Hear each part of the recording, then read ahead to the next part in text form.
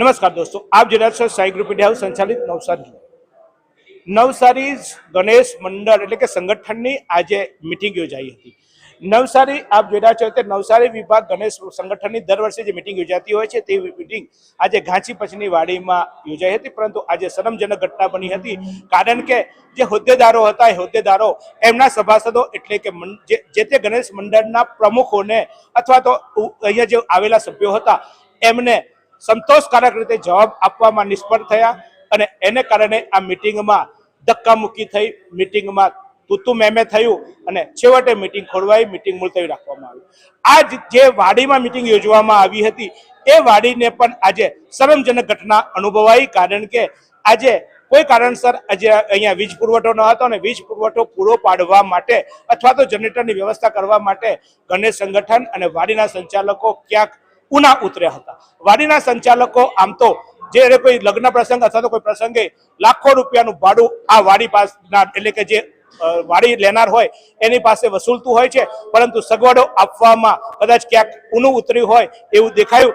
આજે જો કે આ ગણેશ સંગઠનની મિટિંગ માટે તો આ વાડી વિના મૂલ્યે આપવામાં આવી હતી, પરંતુ આજે વાડી બદનામ થતા વાડીના પ્રમુખે એવી જાહેરાત કરી કે હવે અહીંયા ગણેશ સંગઠનની મિટિંગ કરવા દેવામાં નહીં આવે।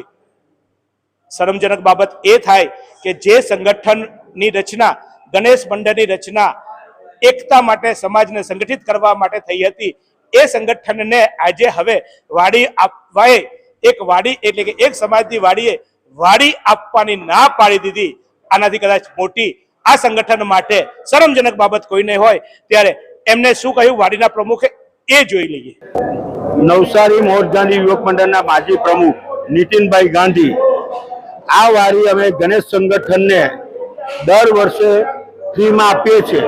હવે આ વર્ષ ગયા વર્ષે બી થોડુંક વાતાવરણ આવું જ હતું, પણ આ વર્ષે જે મારામારી ને જે વાતાવરણ થયું એ જોઈને ગાંધી સમાજની નવસારી મોહન ગાંધી યુવક મંડળની વાડી ગણેશ સંગઠન મંડળને અમારા પ્રમુખશ્રીને કહીને હવે આપવામાં આવશે નહીં।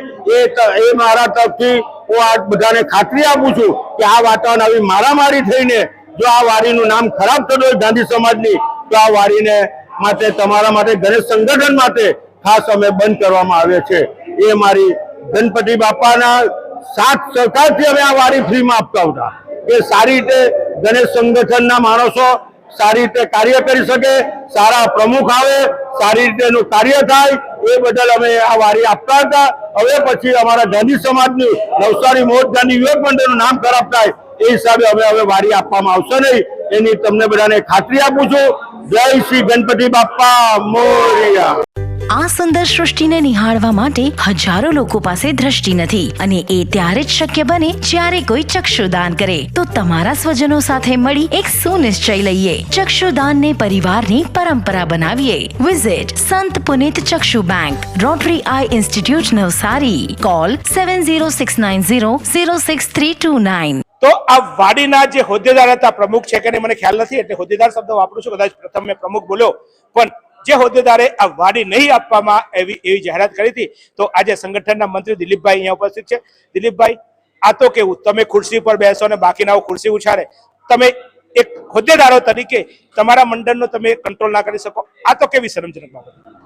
જીતુભાઈ, અમે એવું હતું કે જે પ્રવીણભાઈ હતા, અમે અમારા પ્રમુખ એવો નિયમ વાંચ્યા હતા, તેમાં થોડું મનમીર નહીં થયો, પેલા લોકો ભૂલથી પ્રવીણભાઈ કંઈક જુદું કહેતા હતા, પેલા ભાઈ કંઈક જુદું સમજ્યા, એમાં લોકો વચ્ચે કોમ્બિનેશન નહીં થયું, એના હિસાબે થોડી એ થઈ।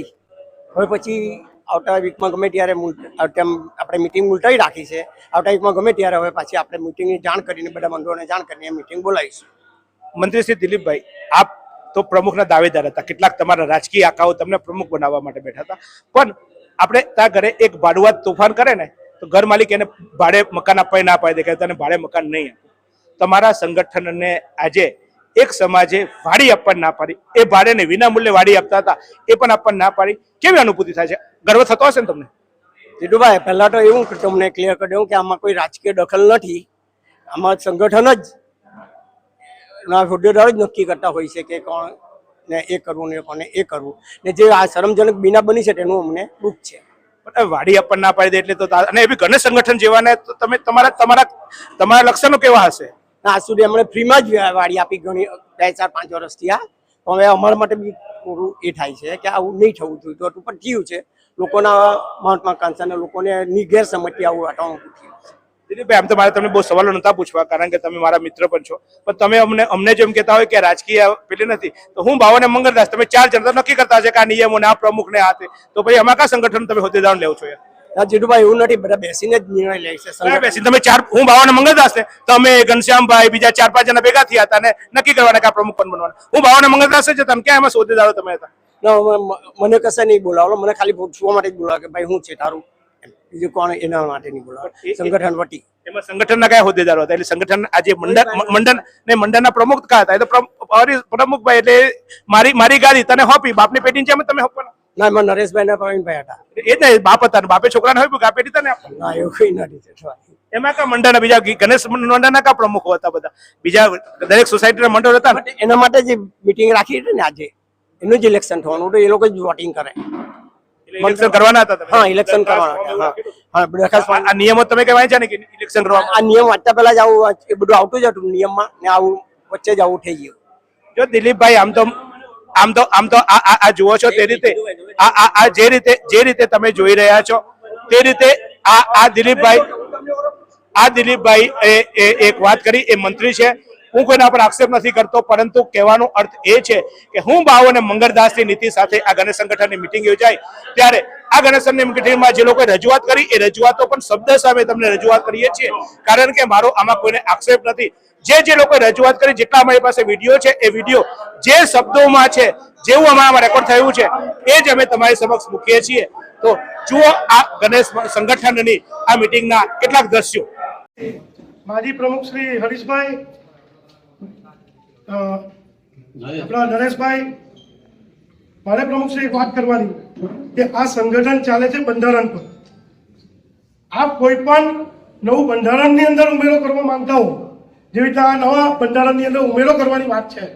જૂનું બંધારણ એમ કહે છે કે જે કોઈ પણ પ્રમુખ મંડળનો પ્રમુખ કે મહામંત્રી પહેલા તો કરી શકે પ્રમુખ બનાવવા માટે, અને પ્રમુખ બનવા માટે પણ એની યોગ્યતા એ હોય છે કે તે કોઈ મંડળનો પ્રમુખ કે મહામંત્રી હોવો જરૂરી છે. આ બંધારણમાં લખેલું છે.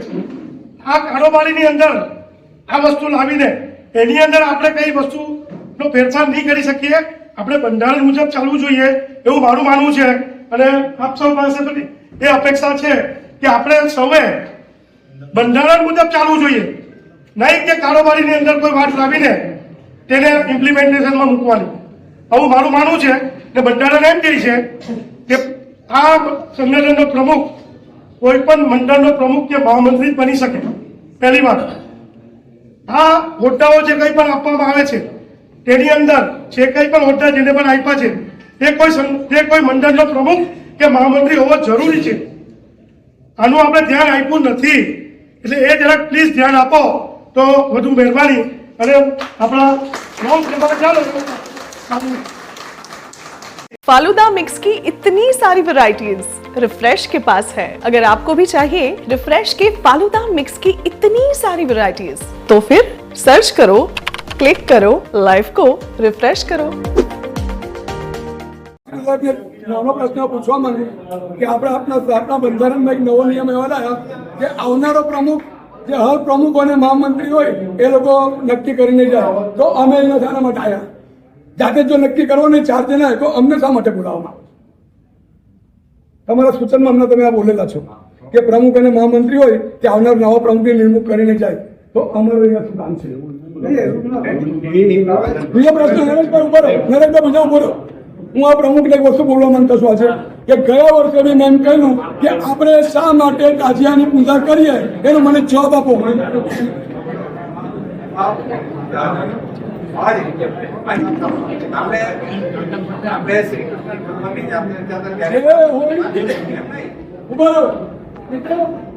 અહીંયા જેટલા બેડા ગણેશ મંડળ વાળા જે સ્થાપના કરે, પૂજા કરે, દિવસ રાતના રહેતો હોય, કોઈ કોઈ મિયાને જવું કે બાઈક પર જતા થઈ ગયો હોય તો જતા હોય ને તો મોડા ઘરે ગાલો શેતાન ચેન્જ કરીને જાય ને આપણું સંગઠન ત્યાં બધે જઈને પૂજા કરે.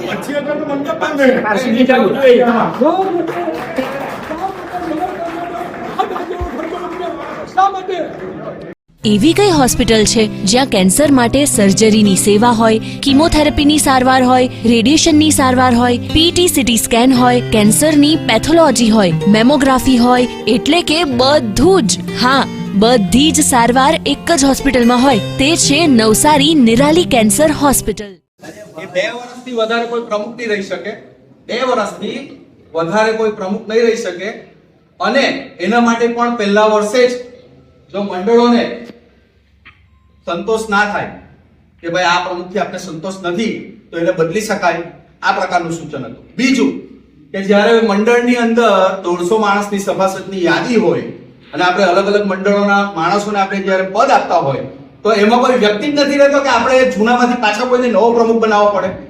શા માટે નવો પ્રમુખ જૂનો પ્રમુખ પાછો બની શકે? તમે પણ 12 વર્ષ પહેલા પ્રમુખ હતા, દર વર્ષે તમારી નિમણૂક થઈ, સમજો. હવે પછી પાછા સમજો કે નરેશભાઈ આવ્યા, પાછા પેલા ભરતભાઈ ગાંધી આવ્યા, તો જે જૂના જે લોકો 22-25 વર્ષથી જે કામ કરે છે એ લોકો ક્યાં જઈને અટકશે? સમજો એ ક્યાં અટકશે?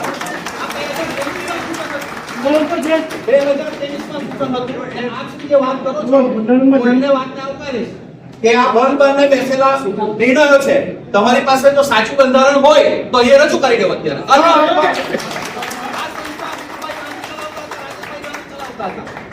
આ સંસ્થામાં મંગુભાઈ પણ હતા અને એડી પટેલ પણ હતા.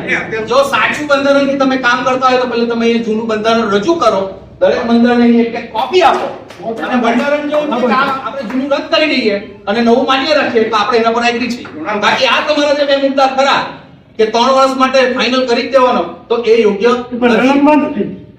કોઈ બીમારી કારણસર કોઈકને કોઈ બીમારી થાય, કોઈકને કોઈ બીમારી થાય તો એ આપણે એગ્રી છે કે આપણે મહામંત્રીને એનો ચાર્જ આપી દઈએ, જેમ નરેશભાઈના વખતે તમને ચાર્જ આપ્યો તો કોઈ તમારા બાબતે વિરોધ ન લીધો હતો. એ પ્રેક્ટિકલ વસ્તુ છે ને નેચરલી વસ્તુ. પણ તમે જે કહો છો કે 3 વર્ષ સુધી કન્ટિન્યુ રહેવો જ જોઈએ, પહેલા વર્ષે જે પ્રમુખને લઈને બંદૂક થયું હોય તો એને પાછો 3 વર્ષ બીજા 2 વર્ષ જેલવાનો અમારે. બીજી એક વસ્તુ કે જ્યારે જૂના આટલા બધા હોદ્દેદાર હોય તો કેમ શા માટે એમાંથી કોઈને નવો પ્રમુખ? તમે એમ કહો છો કે કામ કરતા કરતા માણસ આગળ જવો જોઈએ, કામ કરતા કરતા માણસ આગળ જવો જોઈએ, તો આગળની વ્યાખ્યા શું? ક્યાં અટકે? મારે આટલું મારું સૂચન છે તમને. તો આપે જોયું, રાજકીય આકાઓ નહીં પરંતુ સંગઠનના જે હોદ્દેદારો છે, જે સભ્યો છે એ પ્રમુખની નક્કી કરશે એવી વાત કરી છે. આશા રાખીએ આગામી મિટિંગમાં કોણ બનશે આ સંગઠનનો પ્રમુખ તે વિવિધ મંડળો નક્કી કરશે કે આ મંડળોમાંથી અમારો નેતા કોણ હશે. એવી આશા સાથે શાંતિથી ગણેશ ઉત્સવ ઉજવાય એવી અપેક્ષા સાથે સૌને જય ગણેશ.